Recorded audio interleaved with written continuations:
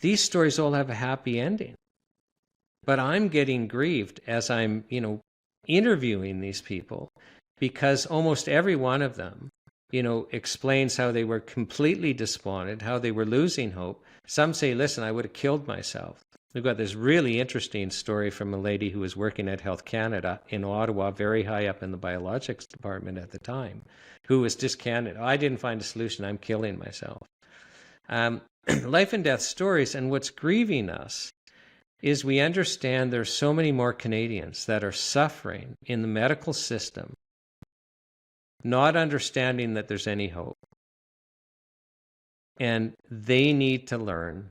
Don't give up. The answer's out there. Today's story hits every Canadian where it could help or harm. That's our health. And as the battleground for informed consent over the system's grip on our medical freedom rages on, so does Health Canada's war on natural health products. An advocate against this overreach is Shawn Buckley from the Natural Health Products Protection Association, called NHPPA. He says that Health Canada is keeping people sick and silencing their stories through regulatory frameworks that crush the natural health product industry by treating them like the trillion-dollar pharmaceutical industry. Buckley is a constitutional lawyer fighting for protections in the natural health space that started with a health charter he drafted as early as 2008. And now he's taking that charter and a petition with 150,000 signatures on a cross-Canada road trip in a retro Volkswagen van, sharing stories of people whose lives were saved by natural remedies along the way. Here's what Shawn had to say ahead of this tour. Health Canada has a war on nutrients. So they've made it so our food supply isn't healthy, and yet we have to fight to protect our access to nutrients. And to solve that, we drafted the Charter of Health Freedom, which basically entrenches our health rights, takes the regulation out of Health Canada's hands, and forces a fair regulatory environment where we don't have to worry about losing things that we need. And when I say losing things that we need, Tamara, the other part of this is this health show that's online. Well, the purpose of it is to give Canadians an opportunity to share their health stories. Earlier today, I was interviewing a lady. She started crying. She, was hyperglycemic, and the doctor had put her on metformin, and literally it was killing her. She was nauseous. She was throwing up. She had huge diarrhea, descended stomach. She started crying during the interview because when I asked her, well, how are you coping with this? And she was literally saying, well, I would go and find a quiet place in the house and just weep. And, she comes across, she goes to a naturopathic doctor, she gets a herbal remedy, she becomes well, she's now just ecstatic. These are life and death things. Armed with what Buckley says is the third largest petition in Canadian history, groups traveling from Victoria, British Columbia on one side and Charlottetown, Prince Edward Island on the other will begin their journey on October 4th, carrying that petition and charter into Ottawa on October 25th. Everyone come. And we're going to present these petitions and the charter to an MP that is going to then, have them vetted with the clerk of petitions and then entered. So we're going to be driving across for 3 weeks across Canada, and not that maybe it'll take that long in a VW van, I don't know, but we're going to be stopping along the way and having in-person events. So, check out nhppa.org and look at our calendar. If you're anywhere along the route, from either the East Coast or the West Coast or Quebec City to Ottawa, please come to the in-person events. If you're not, we're going to be inviting people to do videos and participate as we go. We'll play your videos. Part of this journey will also include video broadcasts, 8 hours or more per day, 4 days a week, mostly in English, but also some in French, which Buckley has coined the world's greatest health show because it does something that no other health show has done. He says this includes sharing forbidden knowledge. Now, most health shows have health experts talking about, important health things, and we're going to do that. But we're going to do something that has never been done before, and that is we're going to have Canadians sharing the forbidden knowledge.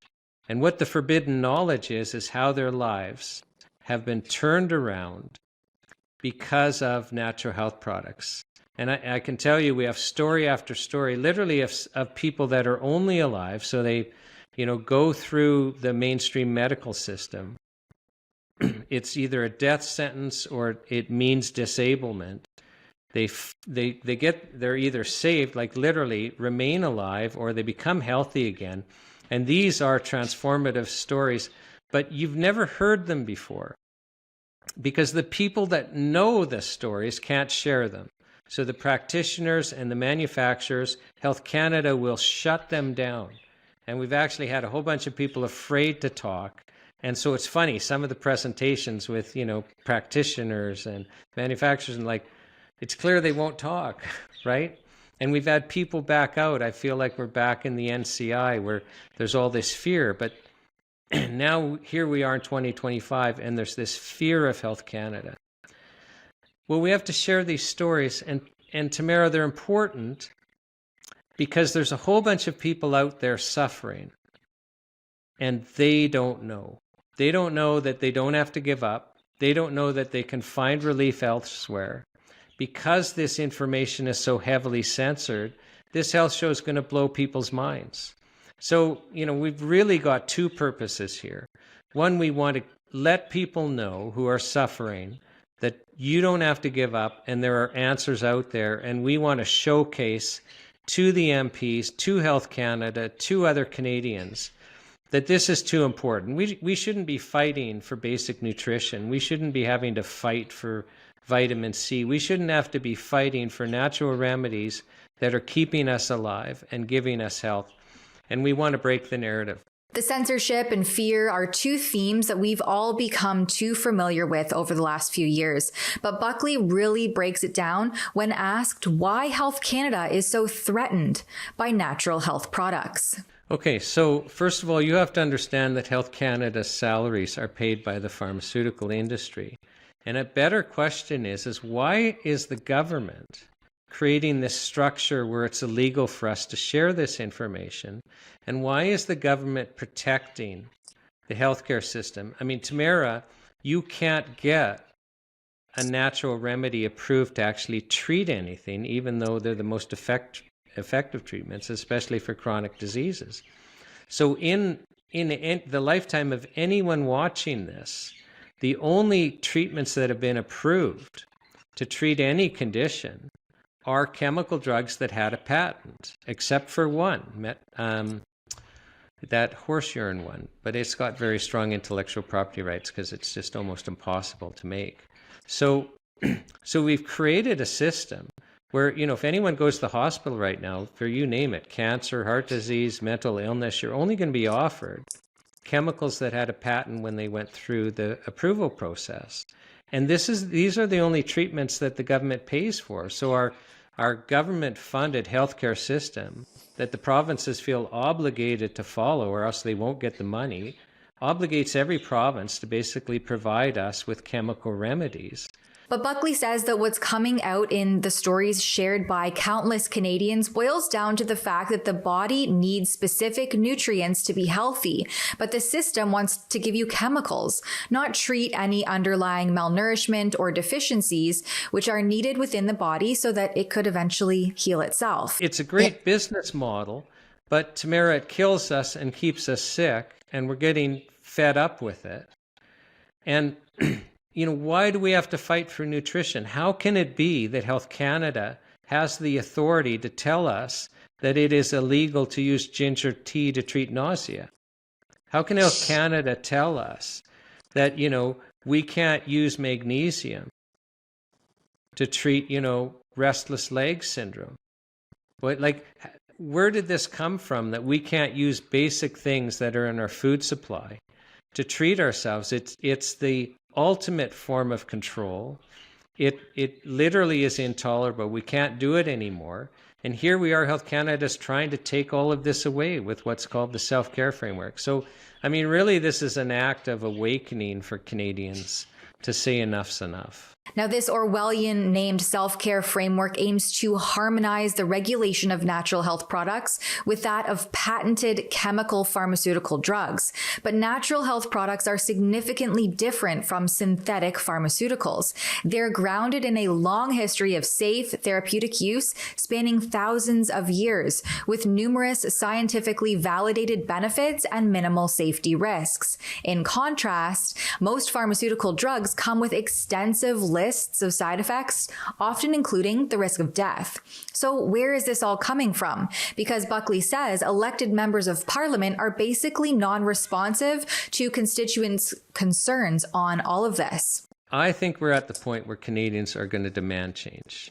Now, Parliament is not responsive. I mean, in the last Parliament, just, the NHPPA alone that I'm with, likely at the 20 months before Parliament, was prorogued, we probably sent, just through our organization, about 3.1 million communications, most of those paper communications, to MPs, where Canadians are saying, we want access to natural health products. Now, that doesn't hit the mainstream news, that the single biggest issue before MPs is Canadians saying enough is enough, we want increased access.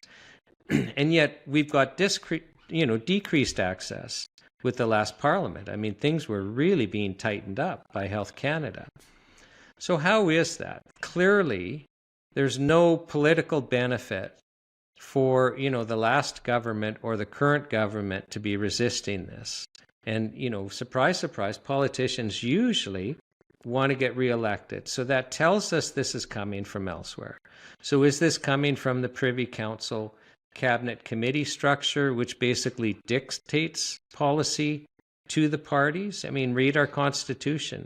I mean, it establishes the Privy Council office to advise the King, who is our executive. I mean, that's the real power. Who's the most powerful person in Canada? The Prime Minister, Clerk of the Privy Council office? I'm not sure. To me, that's a coin toss. So is it coming from there? Is it coming from, organizations outside of Canada? Because, our last Prime Minister was clear, we're basically a pan-nationalist state. Like we basically are taking our direction from outside. I don't know. But we've got to do something. And I think, Tamara, that we are going to see change, just because Canadians are going to see that Parliament's being unresponsive and we're going to demand it. But we're not going to put up with being killed any longer and being sick any longer because we lack basic nutrition, because Health Canada tells us we can't be told the truth about it. Buckley reiterates the importance of watching ordinary Canadians share their stories with natural health products and remedies. These stories all have a happy ending. But I'm getting grieved as I'm, interviewing these people, because almost every one of them, explains how they were completely despondent, how they were losing hope. Some say, listen, I would have killed myself.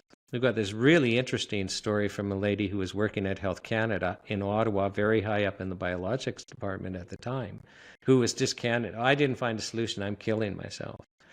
Life and death stories. And what's grieving us is we understand there's so many more Canadians that are suffering in the medical system, not understanding that there's any hope.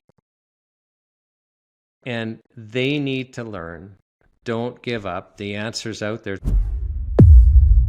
In another story about government overreach, the Canadian Food and Inspections Agency branch is expected to cull hundreds of healthy ostriches by forced government order. If you'd like to learn more about this story and support our journalism on this file, you can do so at savetheostriches.com. That's savetheostriches.com.